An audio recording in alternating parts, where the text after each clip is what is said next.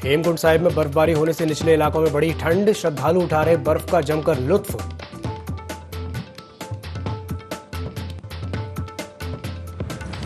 राजधानी देहरादून को स्वच्छ बनाने का अभियान फिर से शुरू, मुख्यमंत्री पुष्कर सिंह धामी रहे कार्यक्रम में मौजूद, राजधानी को स्वच्छ बनाने का उठाया बीड़ा।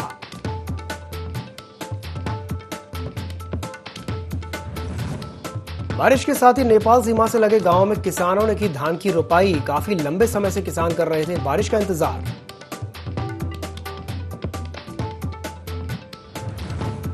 स्वास्थ्य विभाग ने शुरू की नई मुहिम, विभाग द्वारा संचालित योजनाओं की जानकारी पंचायतों तक पहुंचाने के लिए ग्रामीणों से किया जाएगा हर महीने संवाद।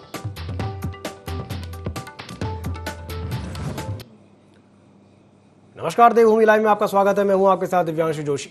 राजधानी देहरादून में क्लीन सिटी ग्रीन सिटी यही है मेरा ड्रीम सिटी नाम से एक कार्यक्रम आयोजित किया गया, जिसमें मुख्यमंत्री पुष्कर सिंह धामी शामिल हुए। इस दौरान सीएम ने सभी लोगों से कहा कि हमारी सरकार का यह सपना है कि राजधानी देहरादून को ग्रीन और क्लीन बनाया जाए।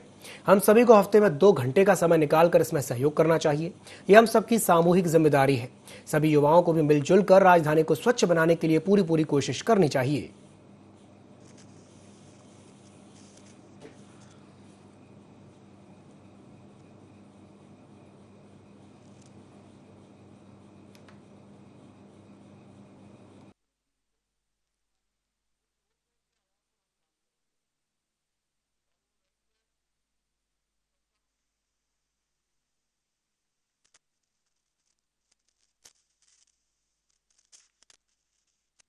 उस रोड मैप के आधार पर हम काम करेंगे और वो रोड मैप सबका रोड मैप होगा। एक एक दिन हम उसमें काउंट करेंगे, एक एक दिन का जो है सबका वो होगा कि कौन कैसे कैसे आगे बढ़ेगा, कैसे कैसे उन क्षेत्रों में काम करेगा। इस आधार पर लगातार हमारा काम चल रहा है और आने वाले समय में दून को क्लीन करना, क्लीन सिटी ये ग्रीन सिटी हो, क्योंकि आने वाले समय में इस शहर का महत्व और ज्यादा बढ़ने वाला है। तो राजधानी देहरादून में क्लीन सिटी ग्रीन सिटी के नाम से एक कार्यक्रम का आयोजन किया गया और इसी खबर पर अधिक जानकारी के लिए हमारे साथ प्रिंसिपल कॉरेस्पॉन्डेंट कैलाश बिष्ट जुड़ गए हैं देहरादून से। उनका रुख करेंगे और जानेंगे कि इस कार्यक्रम में क्या कुछ देखने को मिला। कैलाश जी, आपसे जानना चाहेंगे कि ये जो कार्यक्रम वहां पर हुआ है क्लीन सिटी ग्रीन सिटी के नाम से, मुख्यमंत्री पुष्कर सिंह धामी भी इसमें शामिल हुए हैं, क्या कुछ इस कार्यक्रम में देखने को मिला, बताइए। देखिए, आज ये जो सुबह ये जो कार्यक्रम हुआ है, इस कार्यक्रम के तहत आज एक मैसेज देने की कोशिश की गई है कि अपने शहर को आप स्वच्छ बनाएं और इसी के चलते इस कार्यक्रम का आयोजन किया गया था, जिसमें मुख्यमंत्री मौजूद थे, इसमें जो क्षेत्रीय विधायक और जो देहरादून के महापौर हैं वो मौजूद रहे। और सबसे बड़ी बात, इसमें तमाम ऐसे युवा थे जिन युवाओं को ये संदेश देने की कोशिश की गई कि बिना युवाओं की भागीदारी के इस तरह के अभियान नहीं चल सकते हैं। और जिस तरीके से अग्निपथ का जो कार्यक्रम और उसके तहत जो देश भर में जो विरोध प्रदर्शन चल रहा है, उसके तहत भी इस कार्यक्रम को बहुत ही महत्वपूर्ण माना जा रहा था, क्योंकि कई संख्या में वहां पर युवा थे। और एक मैसेज यहाँ पर मुख्यमंत्री ने देने की कोशिश की कि युवा अग्निपथ जो योजना चलाई जा रही है केंद्र द्वारा, उसके खिलाफ ना हो, विरोध प्रदर्शन ना करें। साथ ही अगर ग्रीन दून और क्लीन दून की मैं बात करूं तो राजधानी है देहरादून और जाहिर सी बात है कि देश के कई प्रमुख शहर हैं जिनमें राजधानी देहरादून का एक अलग नाम आता है, तो इस लिहाज से भी ये शहर बहुत ज्यादा महत्वपूर्ण हो जाता है। और मुख्यमंत्री ने साफ तौर पर यह कहा है कि ये जिम्मेदारी सिर्फ नगर निगम की नहीं है राजधानी देहरादून को स्वच्छ बनाना, बल्कि उत्तराखंड की जो खासतौर पर जो राजधानी देहरादून की जो आवाम है, जो जनता है, उनको भी हफ्ते में 2 घंटे का वक्त निकालना चाहिए ताकि वो इसमें अपना सहयोग कर सकें, राजधानी को स्वच्छ बना सकें। इसके अलावा उन्होंने एक बात और यहाँ पर कही थी दिवांशु, क्योंकि अब जिस तरीके से जो कॉरिडोर्स बन रहे हैं, कॉरिडोर्स को लेकर अब देहरादून और दिल्ली की दूरी लगभग 2 से ढाई घंटे की ही रह जाएगी, यानी 2 से ढाई घंटे में आदमी देहरादून पहुंच सकता है। और जब ये कॉरिडोर बनकर पूरी तरह तैयार हो जाएगा तो यहाँ पर जो पर्यटक होंगे, यहाँ पर जो आमद होगी लोगों की, वो बहुत ज्यादा होगी। उससे व्यवसाय तो बढ़ेगा ही, पर्यटन भी बढ़ेगा। और जब यहाँ पर आमद ज्यादा लोगों की होगी तो गंदगी भी उससे होगी। तो उन्होंने ये इंस्ट्रक्शंस और ये एक आह्वान किया है जनता से कि जब लोग यहाँ पर आए तो कृपया आप लोगों को ही ये सहयोग नगर निगम को करना होगा कि आप लोग नगर निगम के साथ इस स्वच्छता अभियान को आप पूर्णतः चलाएं, ताकि जो हमारा जो शहर है, शहर स्वच्छ हो सके। इसके अलावा उन्होंने कई अन्य शहरों का जिक्र भी किया जहां पर इस तरह के कार्यक्रम चल रहे हैं और मुख्यमंत्री ने खुशी जताई। उनका साफ तौर पर यह कहना था कि जब वो दिल्ली किसी कारणवश जा रहे जी। साइट में लोगों ने साफ तौर पर उनसे कहा कि आपके शहर में जिस तरीके से जो कार्य चल रहे हैं या फिर गंगोत्री यमुनोत्री में जिस तरीके से स्वच्छता अभियान चल रहे हैं, उससे लोगों ने एक खुशी अपनी जाहिर की। तो इस तरह के कई कार्यक्रम हैं, जिस तरह का आयोजन आज हुआ है, आगामी भी सरकार करने जा रही है। बिल्कुल कैलाश जी, ये भी देखने को मिला था अभी पिछले कुछ दिनों से, क्योंकि देखिए पर्यटन की अगर हम बात करें तो 2 साल से चूंकि कोरोना काल की वजह से पर्यटन उद्योग इतना प्रभावित हुआ था, लेकिन उसके बाद अब हम ये देखने में आ रहा है, इस तरह की चीजें देखने में आ रही हैं कि बहुत ज्यादा संख्या में जो लोग हैं, जो पर्यटक हैं, वो देहरादून, नैनीताल, उत्तरकाशी, बद्रीनाथ, केदारनाथ पहुंच रहे हैं। तो चूंकि पर्यटकों की संख्या जब ज्यादा हो जाती है तो ऐसे में वहां पर जो गंदगी है वो भी बहुत ज्यादा फैलती है। तो उसको भी नियंत्रित करने के उद्देश्य से कहा जा सकता है कि ये एक अच्छी पहल है कि जन भागीदारी के सहयोग से, जैसे कि सीएम ने कहा कि 2 घंटे निकालें हफ्ते में, तो ये एक बहुत अच्छा कदम कहा जा सकता है साफ सफाई करने के उद्देश्य से। बिल्कुल, जन भागीदारी आपने कहा और वाकई में जन भागीदारी होनी भी चाहिए। और जिस तरीके से आपने ये भी कहा कि चारधाम यात्रा चल रही है और यात्री दूर दूर से यहाँ पर आ रहे हैं, और चूंकि उत्तराखंड देवभूमि है तो लिहाजा यहाँ पर साल भर सैलानी आते हैं, और यात्रा के दौरान तो यहाँ पर भीड़ ज्यादा रहती है और गंदगी का अंबार यहाँ पर लग जाता है। और ये पॉसिबल न नगर पालिकाओं के लिए है, न नगर निगम के लिए कि इतनी तादाद में, क्योंकि उनके पास कर्मचारी नहीं है, कर्मचारी हैं तो संविदा पर कर्मचारी हैं, तो इतना बोझ उन पर होता है कि सफाई व्यवस्था दुरुस्त नहीं हो पाती, सैनिटाइजेशन की दिक्कत कई जगह आती है। तो इस लिहाज से भी इस कार्यक्रम को बहुत ज्यादा महत्वपूर्ण माना जा रहा है, और इसीलिए मुख्यमंत्री ने आज अनुरोध किया है प्रदेश की जनता से और देहरादून की जनता से कि इस तरह के कार्यक्रम जब भी होते हैं तो भागीदारी आप लोगों को निभानी चाहिए, और साथ ही अगर कार्यक्रम ना भी हो तो भी हफ्ते में एक दिन समय निकालकर 2 से 3 घंटे आप लोग जरूर स्वच्छता की ओर ध्यान बढ़ाएं। और प्रधानमंत्री का उन्होंने जिक्र किया था कि खुद जब देश के प्रधानमंत्री झाड़ू लगा सकते हैं तो जनता आखिर क्यों स्वच्छता अभियान में हिस्सा नहीं ले सकती। तो इस तरह के कार्यक्रम जब भी अगर पूरे देश में अगर कहीं भी होते हैं तो जाहिर सी बात है कि उसमें जो गंदगी होती है शहरों में, कस्बों में, वो साफ होती है। जी बिल्कुल बिल्कुल सही कहा आपने कैलाश जी, जो गंदगी जो होती है वो साफ हो जाती है। हमारे साथ जुड़ने के लिए और तमाम जानकारी साझा करने के लिए बहुत बहुत धन्यवाद। तो ये बड़ी खबर है देहरादून से, जहां पर मुख्यमंत्री पुष्कर सिंह धामी इस कार्यक्रम में शामिल हुए। बढ़ते हैं अगली खबर की ओर। सरकार की तरफ से देहरादून को क्लीन सिटी ग्रीन सिटी बनाने का अभियान शुरू किया गया है। नगर निगम के द्वारा शुरू किए गए इस कार्यक्रम में उत्तराखंड के मुख्यमंत्री पुष्कर सिंह धामी भी शामिल हुए। इस योजना को लेकर मुख्यमंत्री ने क्या कुछ कहा, साथ ही अग्निपथ योजना को लेकर मुख्यमंत्री की क्या राय है, इन्हीं सब बातों को लेकर सीएम धामी से खास बातचीत की हमारे वरिष्ठ संवाददाता कैलाश बिष्ट ने।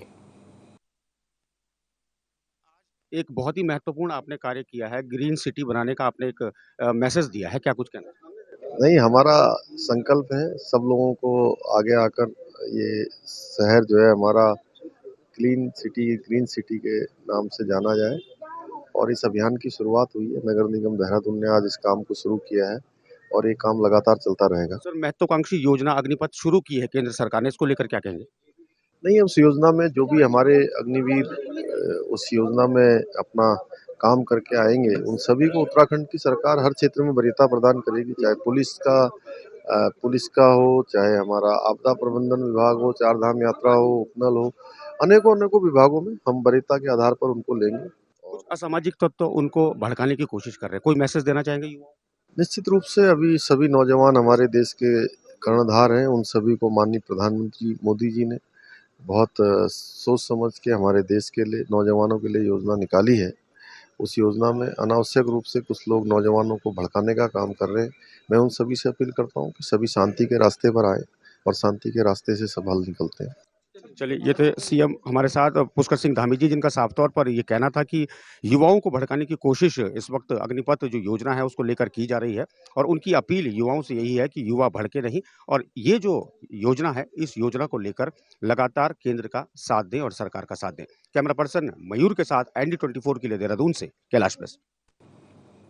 प्रदेश में स्वास्थ्य विभाग की आम जनता के लिए संचालित योजनाओं की जानकारी आम जनता तक पहुंचाने के लिए स्वास्थ्य विभाग के जिला स्तरीय अधिकारी हर महीने 2 ग्राम पंचायतों में जाकर ग्रामीणों से संवाद स्थापित करेंगे।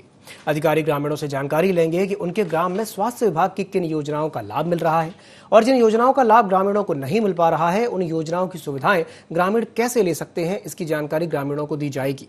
साथ ही ग्राम पंचायत में एएनएम के साथ स्वास्थ्य कर्मियों की ग्राम तक उपस्थिति की सूचना भी लेंगे। इसी कड़ी में मुख्य चिकित्सा अधिकारी ने ग्राम पंचायत खूना में जाकर इस कार्यक्रम की शुरुआत की। मुख्य चिकित्सा अधिकारी ने बताया कि ग्रामीण 108, 104 खुशियों की सवारी की सुविधाएं कैसे ले सकते हैं। साथ ही आयुष्मान कार्ड बनाने की प्रक्रिया भी बताई। जिन लोगों के आयुष्मान कार्ड नहीं बने हैं वो कैसे आयुष्मान कार्ड बनवा सकते हैं और योजना के तहत कैसे लाभ ले सकते हैं, इसकी भी जानकारी दी गई।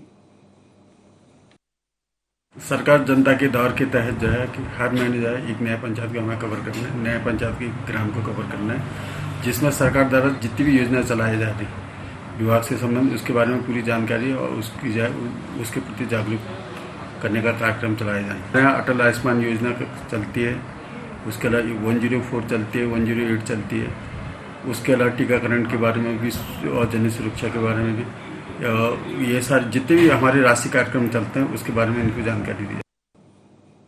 मौसम विभाग की बारिश की चेतावनी के बाद अब जनपद चमोली में हल्की बूंदाबांदी जारी है। वहीं ऊंचाई वाले क्षेत्रों में बर्फबारी होने से तापमान में भारी गिरावट आई है। ऊंचाई वाले क्षेत्रों और सिखों के प्रसिद्ध धाम हेमकुंड साहिब में ताजा बर्फबारी होने से प्रकृति ने चारों तरफ से सफेद चादर ओढ़ ली है। वहीं यात्रा पर आ रहे श्रद्धालुओं को भी कड़कड़ाती ठंड का सामना करना पड़ रहा है। हालांकि हेमकुंड साहिब गुरुद्वारा प्रबंधन समिति के प्रबंधक सेवा सिंह का यह कहना है कि यात्रा में कोई कमी नहीं आई है, यात्रा अपने चरम पर है। हालांकि ठंड जरूर फिर से लौट आई है।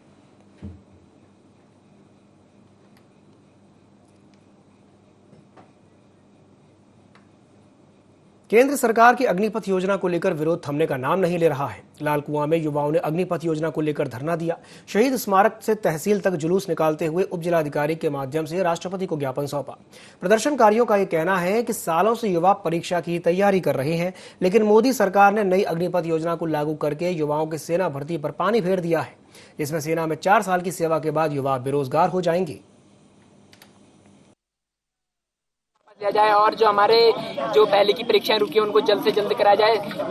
बच्चों ने 1.5 साल से रिटर्न की तैयारी कर रहे हैं और सरकार कह रही है कि अब रिटर्न को रद्द कर दिया जाएगा और दोबारे नई योजना के तहत इनको दोबारे भारतीय सेना में दोबारे फिजिकल और मेडिकल करके दोबारे भर्ती माननी पड़ेगी और दोबारे भारतीय सेना में जाना पड़ेगा और वो भी 4 साल के लिए। ये कहाँ का न्याय है हमारे साथ। और टीओडी को किस तहत लागू किया गया हमारे लिए? टीओडी के तहत कहा जा रहा है कि तुमको 4 साल ही भारतीय सेना में रखा जाएगा, उसके बाद वापस ले लिया जाएगा। भारतीय सरकार द्वारा टीओडी 4 साल की भर्ती के नाम से जो भर्ती निकाली गई है उसके विरोध में 4 साल जवान को अपनी तैयारी करते हुए लग जाता है समय और उससे भी कम समय उनको नौकरी के लिए दिया जा रहा है। और ये हम राष्ट्रपति जी को ज्ञापन भेज रहे हैं और इससे मांग की गई है कि टीओडी वापस ली जाए। सेना में भर्ती के लिए नई योजना उसके तहत जो अग्निवीरों की इस योजना को लेकर के कतिपय युवाओं के द्वारा आज एक जुलूस निकाला गया है और जुलूस निकालकर महामहिम राष्ट्रपति महोदय को संबोधित प्रस्तुत किया गया है। मेरे द्वारा ज्ञापन उनको लिया गया है और साथ ही उनको समझाने का भी प्रयास किया गया है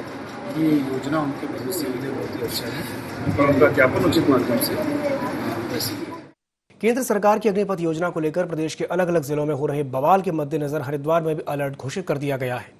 खुफिया विभाग की टीम सोशल मीडिया पर निगाह रख रही है।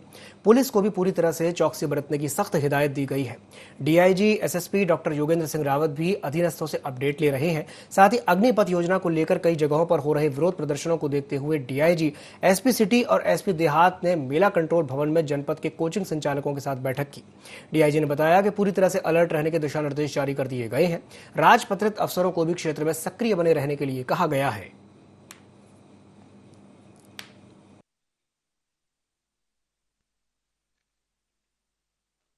समाज में और विशेष रूप से छात्रों में जो एक प्रकार की भ्रांति व्याप्त है, इसको दूर करने का यहाँ पर प्रयास किया जा रहा है। आज यहाँ पर हरिद्वार और रुड़की क्षेत्र के समस्त जो कोचिंग इंस्टीट्यूट्स हैं, इनके जो प्रबंधक हैं और जो इनके मुख्य कार्य करने वाले हैं, उनको यहाँ पर एक उनकी बैठक की गई और जहाँ एक और इनको इस योजना के बारे में बताया गया और इसके जो संभावित लाभ हैं उनके बारे में बताया गया। साथ साथ ये भी कहा गया कि यदि इसके देकर कोई अनलॉफुल कार्य किया जाता है या कोई ऐसा कार्य किया जाता है जो कि विधि के अनुकूल नहीं है, तो उसमें पुलिस सख्त कार्रवाई करेगी और ऐसे लोग जो इसमें लिप्त पाए जाएंगे वो मिलिट्री तो छोड़ दीजिए, अन्य किसी जॉब में भी लिए जाने के योग्य भविष्य में नहीं रहेंगे। अतः मैं सभी लोगों से अनुरोध करूंगा कि इसमें इस प्रकार का कोई कार्य या कोई गतिविधि न करें जो कानून के अनुरूप ना हो और कोई ऐसा धरना प्रदर्शन न करें जो विधि और कानून के अनुरूप ना हो।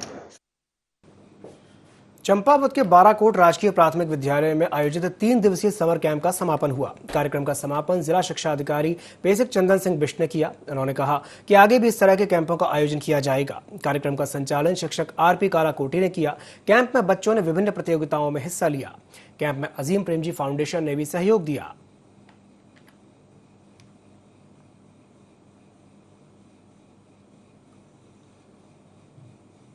वन विकास निगम के नवनियुक्त अध्यक्ष बनने के बाद कैलाश गहतोड़ी उधम सिंह नगर के जशपुर पहुंचे, जहां भाजपा कार्यकर्ताओं ने उनका फूल मालाओं और ढोल नगाड़ों के साथ जोरदार स्वागत किया। अध्यक्ष बने कैलाश गहतोड़ी ने धर्मपुर गांव में एक जनसभा को संबोधित करने के दौरान मुख्यमंत्री पुष्कर सिंह धामी को धन्यवाद दिया और लोगों को अच्छे काम का भरोसा दिलाया। साथ ही चंपावत में जीत पर भाजपा के कामों की तारीफ की। मैं धन्यवाद करता हूं माननीय मुख्यमंत्री जी का और संगठन का।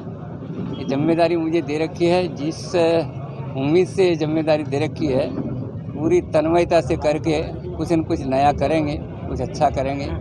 जिस उद्देश्य से हम राजनीति में आए हैं और उस उद्देश्य को सार्थक रूप में हम लगातार करते आए हैं और लगातार करते। मसूरी में बढ़ता जाम पर्यटकों की परेशानी का सबब बन गया है। परेशानी को लेकर अखिल भारतीय विद्यार्थी परिषद ने एसडीएम को ज्ञापन सौंपा। जाम से निजात और यातायात व्यवस्था दुरुस्त कराने की मांग की। पर्यटकों के साथ साथ टैक्सी चालक और स्थानीय लोग अपने वाहन कहीं भी सड़क किनारे बिना पार्किंग स्थलों पर गाड़ियां पार्क कर रहे हैं, जिससे लगातार जाम की स्थिति बन रही है।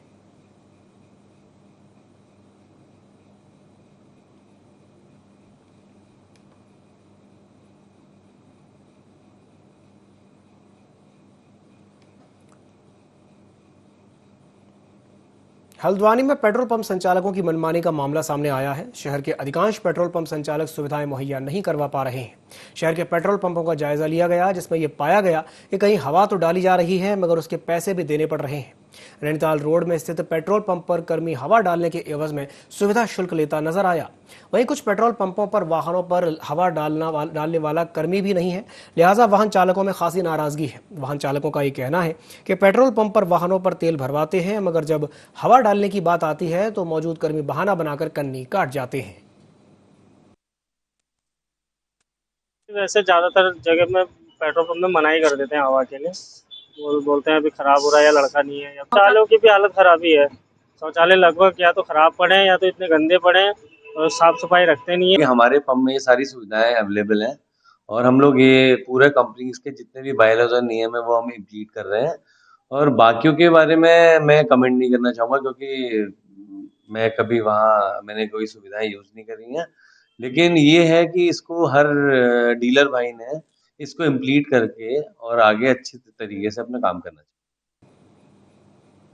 पौड़ी के कालागढ़ में तेज हवाओं के साथ बारिश हुई। बारिश की ये बूंदें फसलों के लिए अमृत बनकर के बरसी, जिससे किसानों के चेहरे खिल उठे। गर्मी के कारण किसानों की फसलें सूख रही थीं, लेकिन झमाझम बारिश होने से किसानों ने राहत भरी सांस ली है।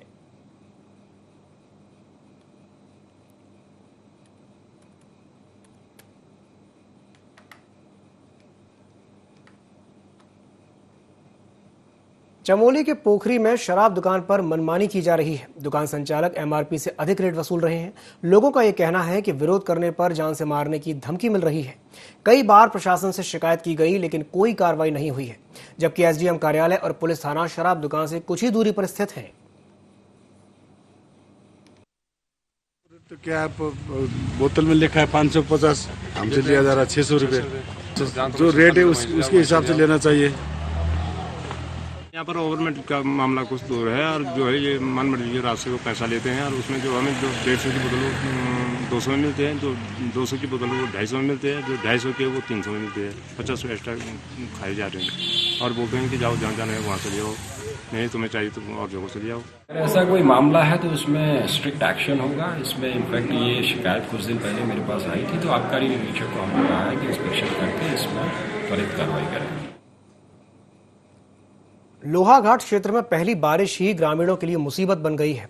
पाटनपुर क्षेत्र का पूरा पानी लोगों के घरों में घुस गया। पानी के साथ ही सड़क का कूड़ा कचरा घरों में घुसने से ग्रामीणों में प्रशासन के खिलाफ काफी गुस्सा है।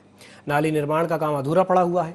एनएच अधिकारियों की लापरवाही के चलते ऐसे हालात बने हैं। बीते साल भी यही समस्या बनी थी।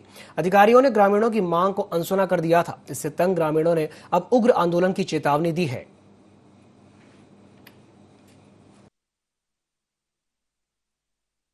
पानी सारा गया। क्या कहते तो परसों तक जेसीबी नहीं लगा था तो कोई प्रॉब्लम नहीं हो रही थी हमको, कल ही जेसीबी लगा, आज ये घरों में ये हाल हो गया। लापरवाही है, न एनएच वाले देखने आते हैं, न आधा अधूरा हमारा काम तोड़ के इनने हमारी सीढ़ी तोड़वाई, नहीं इनने सीढ़ी ठीक करी। और क्या कहते हैं कल ही इनका जेसीबी लगा था तो आज ये पूरा घर के अंदर पानी घुस गया। इससे पहले भी परिवार किया तो सीढ़ी में पानी घुस गया।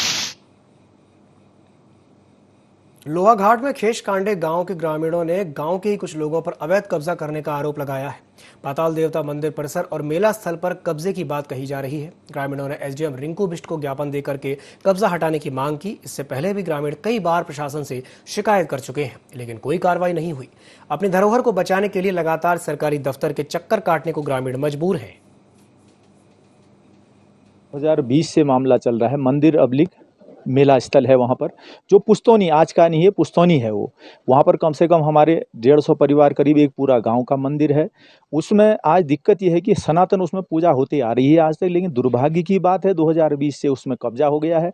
हमने प्रशासन को लिखित में दिया, यहाँ तक कि तहसील दिवस में भी हमारे द्वारा मामला दिया गया, लेकिन आज तक उस पर कोई कार्रवाई नहीं हुई है। हम केवल इतना चाह रहे हैं कि जिस प्रकार से पहले हमारा पुस्तौनी जो पूजा का कार्यक्रम, जितनी जमीन हमारे पास मंदिर का मेला स्थल अब्लिक जो मंदिर था उसको पूर्ववत हमें दे दिया जाए, बस हो गया। हम और कुछ नहीं चाह रहे। नहीं, अभी मामला ज्यों का त्यों बना हुआ है, 2020 से आज तक भी बना हुआ है। उसमें बाजपुर कोतवाली पुलिस ने हत्या के मामले में 2 आरोपियों को गिरफ्तार किया है। पुलिस ने दोनों आरोपियों के खिलाफ मुकदमा दर्ज करके उन्हें न्यायालय भेज दिया है। आपको बता दें कि सुल्तानपुर पट्टी में लकड़ी रखने को लेकर के 2 परिवारों में मारपीट शुरू हो गई थी। मारपीट की घटना में अंगन लाल नाम के एक युवक की मौत हो गई थी, जबकि मां बेटा गंभीर रूप से घायल हो गए थे। पुलिस ने मृतक के परिजनों की शिकायत पर मुकदमा दर्ज करके बलवीर सिंह और विक्रम सिंह को गिरफ्तार कर लिया। पुलिस ने आरोपियों के पास से गड्ढा खोदने के लिए प्रयोग किए जाने वाला बर्मा भी बरामद किया है।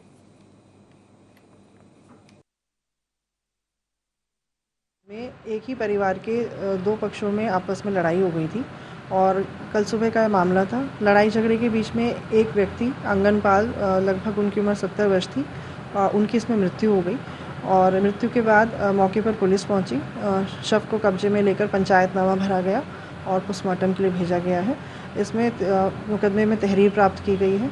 तहरीर के आधार पर इसमें जो 2 अक्यूज्ड हैं उनको हमने गिरफ्तार कर लिया है और माननीय न्यायालय के समक्ष उनको पेश किया। मसूरी में पर्यटक सीजन से पहले बैठकों का दौर जारी रहता है और व्यवस्थाओं को चाक चौबंद करने के लिए आला अधिकारी स्थानीय व्यापारियों, पुलिस प्रशासन और नगरीय प्रशासन के साथ बैठक करके व्यवस्थाओं को दुरुस्त करने की बात कहते हैं।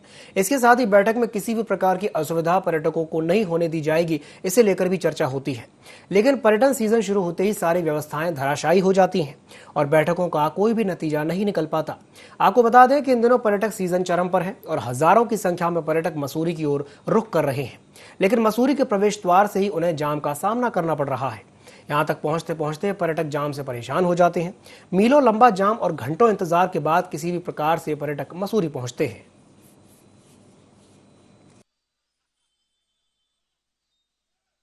कि पूरा पिक्चर पास से लाइब्रेरी तक पूरा जाम लगा हुआ है, कहीं कोई पुलिसकर्मी नजर नहीं आ रहा, प्रशासन का कोई आदमी नजर नहीं आ रहा, नगर पालिका कहीं नजर नहीं आ रही है।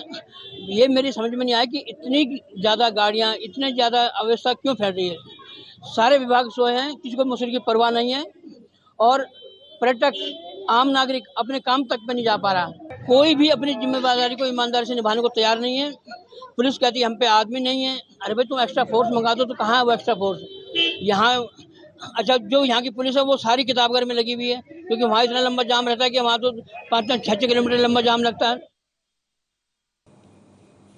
लोहाघाट में झमाझम बारिश से जहां एक तरफ भीषण गर्मी से लोगों को राहत मिली है, किसानों के चेहरे खिल उठे, तो वहीं दूसरी तरफ भीषण बारिश से शहर की गलियां नालों में तब्दील हो गई हैं। हालात ये हैं कि लोगों की दुकानों में पानी घुस गया, जिससे लोगों को काफी परेशानियों का सामना करना पड़ा। लोगों ने नगर पालिका से समस्या से जल्द ही निजात दिलाने की मांग की है।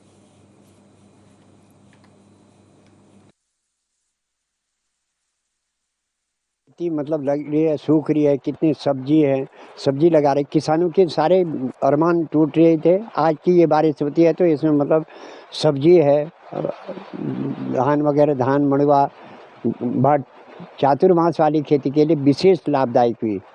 न होने से सब लगाई हुई खेती किसान मायूस हो गए हैं।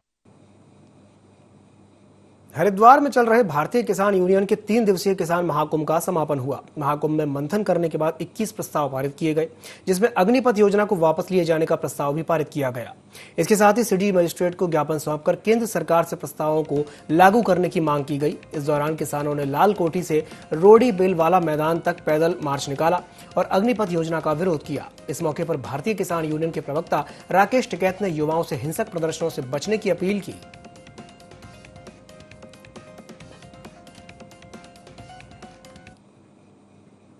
बुलेटिन में फिलहाल के लिए इतना ही। दीजिए इजाजत। नमस्कार।